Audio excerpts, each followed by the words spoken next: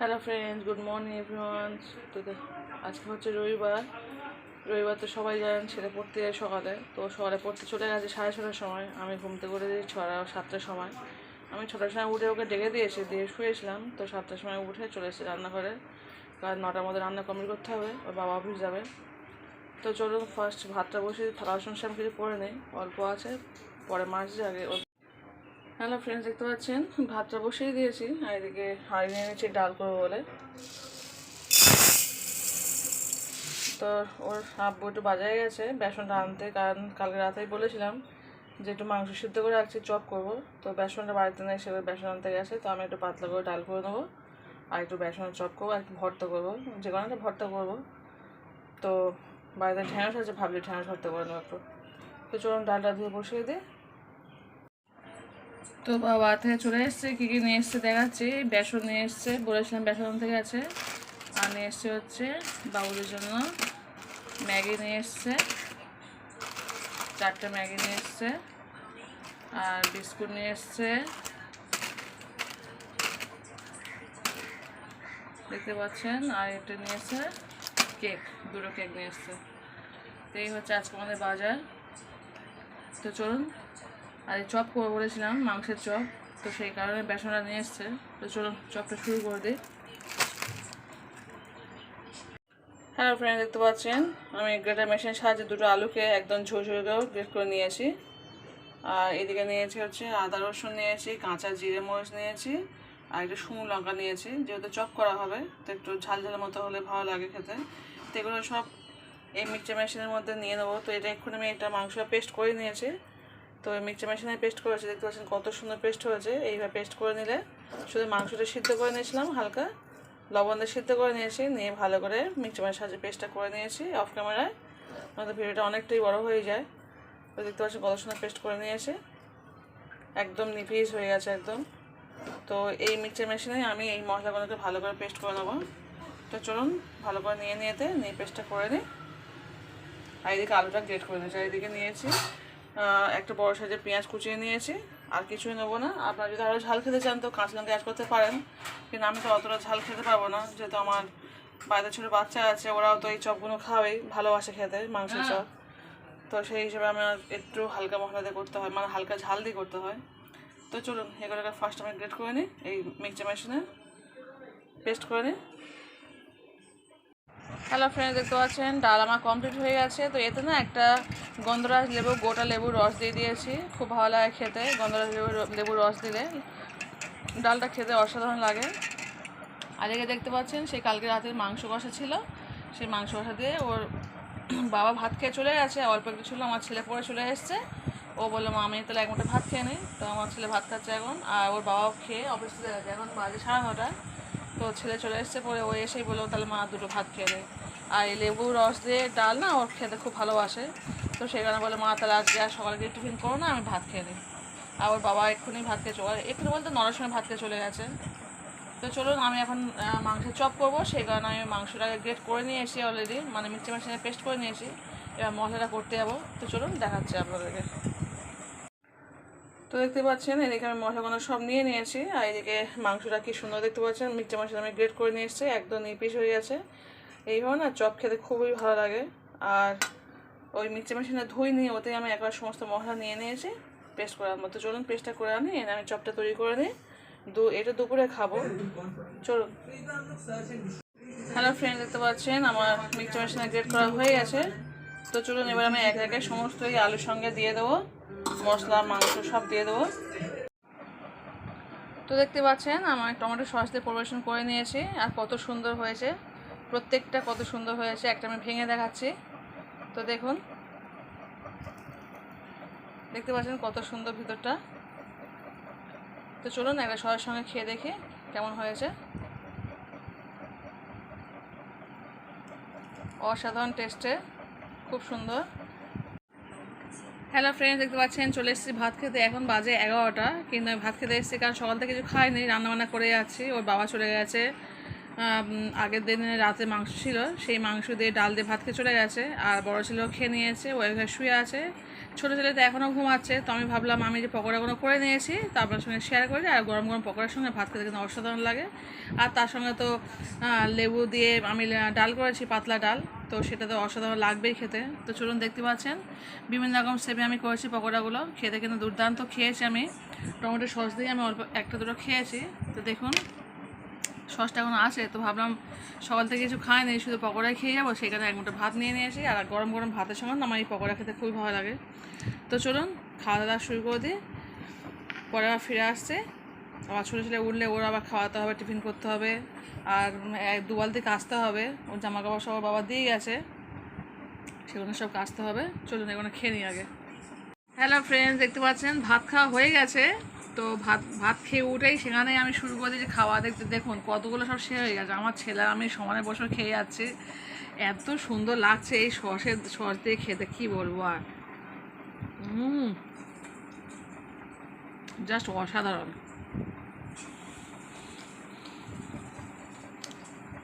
করেছি কতগুলো, শুধু খেতে ভাত দিয়ে তো আমি খেয়েছি প্রায় 7-8টা, শুধু খেতে ছেড়ে। দুপুরের বেলা এখন 11:30, 11টার সময় ভাত পেয়েছি।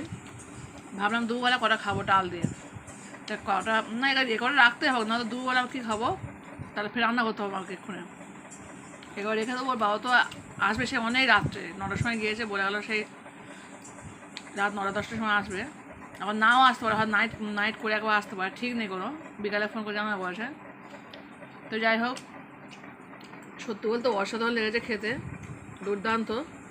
আর এই টমেটো সসটা না আমার বাড়িতেই করা, আমি তৈরি করেছিলাম 6 মাস আগে। এত সুন্দর, দেখতে পাচ্ছেন কত সুন্দর হয়ে আছে এখনো পর্যন্ত। আমার রেসিপিটা আমার চ্যানেলে দেওয়াই আছে, আপনার পালে দেখে দিতে পারেন।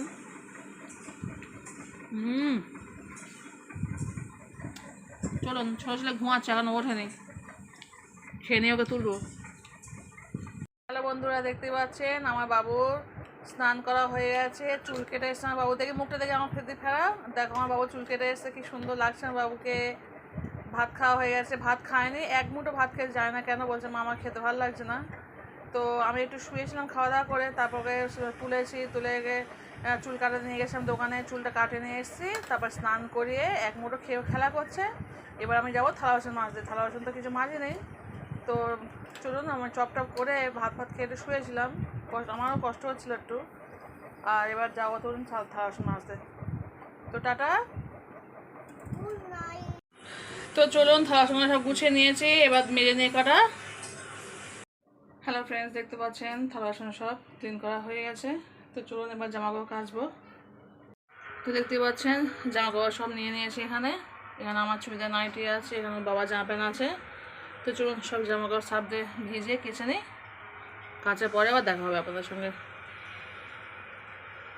তো দেখতে পাচ্ছেন আমার অতি কষ্টে 2 বালতি সব কাঁচা কমপ্লিট হয়ে গেছে। তো চলুন এবার ছাদে যাই, গিয়ে মেরে দিই, আপনাদেরকেও দেখাবো। চলুন আমাদের ছাদটা। হ্যালো বন্ধুরা, দেখতে পাচ্ছেন আমি এদিকে জামাকাপড় কাচছিলাম, আর এদিকে দেখুন আমার ছেলে কী অবস্থা করেছে, বেসনগুলো নিয়ে খেলা করছিল এতক্ষণ ধরে, খাটের তলায় ওরকম ভর্তি হয়ে আছে পুরো। এত বদমাইশ ছিল, মানে আমি একটা কাজ করলে ও আরও অকাজগুলো সেখানে করে দেয়। কতগুলো বেসন ফেলেছে, খাটের তলায় অনেক বেসন পড়ে আছে দেখছি। 8-9টা বেসন, আজকে বেসনের চপ করেছি, ওখানে রেখেছিলাম, তুমি নিয়ে নষ্ট করেছো। তো চলুন ছাদে যাচ্ছি এখন, আপনাদের করে দেখাচ্ছি। বদমাসটাকে নিয়ে যায়, না দুষ্টুমি করবে। বাট তো দেখতে পাচ্ছেন বন্ধুরা কটা কালো আঙুর আছে, তো আঙুর কটা ছাদে নিয়ে যাচ্ছি। ও জামা মেলবো আর ওকে একটু খাইয়ে দেবো। ফল একদমই খেতে চায় না, যদি একটু ঘুরে ফিরে একটু খাওয়াতে পারি। তো ও তো কোনো জিনিসই খেতে চায় না, ভাত পান্তা কিছুই খায় না, জাস্ট একটু নাম মাত্র খাবে, খেয়ে রেখে দেবে, কোনো জিনিসই খায় না। তো ভাবলাম এই কটা নিয়ে যাই, গিয়ে একটু ছাদে ঘুরতে খাওয়াবো। তো চলুন ছাদে চলে যাচ্ছি। তো দেখতে পাচ্ছেন বন্ধুরা চলে এসেছে ছাদে সব জামা কাপড় নিয়ে। তো চলুন এগুলো মেরে দিই। হ্যালো ফ্রেন্ড, দেখতে পাচ্ছেন এখন 8টা বাজে। তো দুধ জাল দিচ্ছে একটু।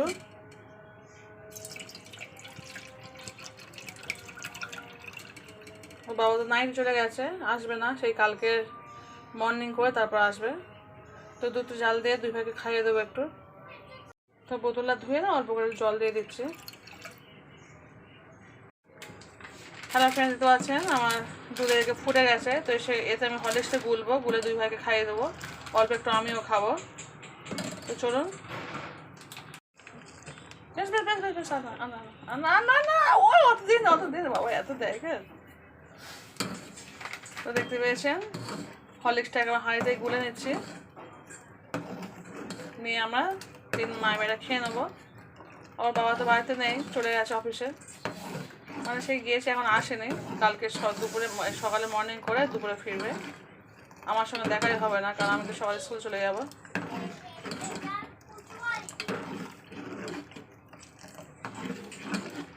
যেহেতু 3 জন মিলে খাবো, তাই একবার হাঁড়িতে গুলে নিলাম এক্সট্রা করে, আর কাপ গ্লাসে গুলি নিই।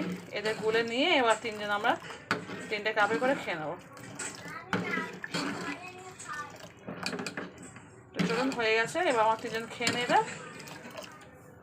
দেখতে পাচ্ছেন বন্ধুরা, ভাতটা বসিয়ে দিলাম রাতে খাওয়ার জন্য। এখন বাজে রাত 9টা। আর এইদিকে মাংসটা না একটু লবণ দিয়ে জাল দিয়ে নিচ্ছি, কালকে রান্না করবো সেই কারণে। তো একটু জালটা দিয়ে নিলে কী হয়, রান্না করতে সুবিধা হয়। যেহেতু সকালবেলা ঘুম থেকে উঠে রান্না করতে হয়, তো সেই কারণে ভাবলাম একটু হালকা করে লবণ দিয়ে জালটা দিয়ে রাখি। আমার কাজটা একটু এগিয়ে গেল, সকালে উঠে শুধু একটু কষিয়ে নেবো, নিলে আমার রান্না কমপ্লিট। তো রাতে খাওয়ার জন্য কিছু করিনি এখনও, সেই সকালে চপ করেছিলাম, কিছুটা পেস্ট আছে, তো ফ্রিজে রেখে দিয়েছিলাম। ভাবলাম এখন একটু তেলে ভাজা করবো আর চপ করে খেয়ে নেবো। তো ছেলেকে জিজ্ঞাসা করলাম, ওর বাবা তো নেই, ছেলে বললো মা আর চপ করো না, একটু তেলে ভাজা করে দাও। তো দেখা যাক কী করে, ঠিক করিনি এখনও, চপ করবো কি তেলে ভাজবো। যখন যেটা করবো অবশ্যই শেয়ার করবো। তো চলুন, এটা ভালো করে একদম শুকিয়ে নেবো, ভালো করে জালটা দেওয়া হয়ে গেলে তারপরে করবো। আর এদিকে ভাতটা হয়ে গেছে। আর যেহেতু বাবা আসবে না, তো আমরা কজনে খাবো, সেটা নো প্রবলেম, চিন্তা নেই কোনো। তো চলুন। হ্যালো ফ্রেন্ড, দেখতে পাচ্ছেন ভাত হয়ে গেছে। এদিকে আমি মাংসটা ভালো করে জাল দিয়ে নিয়েছি। আর আমি না এই নুন দিয়ে মানে লবণ দিয়ে জাল দেওয়া মাংস খেতে খুব ভালোবাসি। তো আমি দুটো খেলাম, এত সুন্দর নরম হয়ে গেছে আর এত সুন্দর টেস্ট হয়েছে, কি বলবো। কালকে রান্না করবো আর সুন্দর হবে। আর মাংসটা আমি জাল দিয়ে রান্না করলে কী হয়, মাংসের টেস্টটা বেশি ভালো হয়। তো চলুন, চাপা দিয়ে রাখছি। আর এবার আমার রাতে কী খাবো সেটা করতে হবে। তো রাতের খাবারের আগে আমি আমগুলো বের করেছি, দেখতে পাচ্ছি আমগুলো বেশ কত বড় বড় আম। কালকে মাসির বাড়ি গিয়েছিলাম, মানে মাসের এসেছিলো, একসঙ্গে সব ছিলাম। তো ওই মায়ের পিসির বাড়িতে গিয়েছিলাম, বললাম না, সব মাসেরা এসেছিলো। তো ওখানে আমার সেজে মাসি এই আমগুলো দিয়েছে, অনেক আম দিয়েছে, কিন্তু তার মধ্যে কটা আম ফাটা। মাসিতে প্রচুর আম গাছ আছে। তো সামনে একটা ঝড় এসেছিলো, সেই সময় ঝড়ে আমগুলো পড়ে পড়ে ফেটে গেছে। তো আমি বাকি সব আম ফ্রিজে রেখে দিয়েছি, পাকা পাকা আম এই কটা ফেটে গেছে, সেই কারণে ভাবলাম আমটা নিয়ে কিছু একটা করি। তো ভাবছি কেটে খুব মিষ্টি আম, এত মিষ্টি আম কী বলবো। আর বেশ সাইজে দেখতে পাচ্ছেন, খুব বড় বড়, বেশ অনেক বড় বড় আম। তো ভাবছি ভাত কেটে খেয়ে নেবো, নাকি কিছু তৈরি করবো বুঝতে পারছি না। যেহেতু বাবা বাড়িতে নেই, সেহেতু আমি খুব ফ্রি আছি। আজকে সানডে, রবিবার, ছুটির দিন, তো খুব একটা পড়ানোর চাপও নেই। তো বুঝতে পারছি না কী করবো। দেখা যায় আমটা কাটি গিয়ে ফার্স্ট, তারপর বুঝতে পারবো কী করবো। তো দেখতে পাচ্ছেন বন্ধুরা, আমি আমগুলো সব পিস পিস করে কেটে নিয়েছি। অনেকটাই আম, 4টে বড় বড় বেশ আম সাইজের। তো এত আম তো খাওয়া যাবে না, তো সেই কারণে ভাবলাম একটু আচার মতো, চাটনি মতো করে নিই। তো ফ্রিজে রেখে অনেকদিন ধরে খেতে পারবো, আর খেতেও ভালো লাগে, যেহেতু গাছে পাকা আম না, খেতে খুব ভালো লাগে।